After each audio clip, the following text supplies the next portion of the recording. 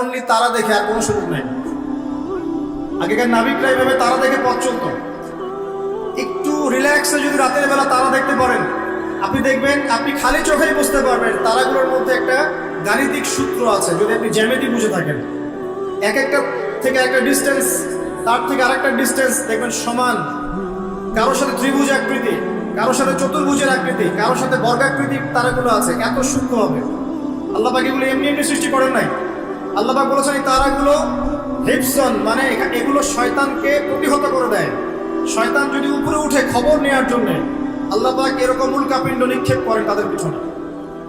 আল্লাহ পাক বলছেন তারাগুলোর অবস্থান স্থিতি তোমাদেরকে পথ দেখাবে, ঠিক যেমন কোরআনের আয়াতগুলো তোমাদেরকে পথ দেখায়। এখানে একটা বিষয় বোঝার চেষ্টা করুন।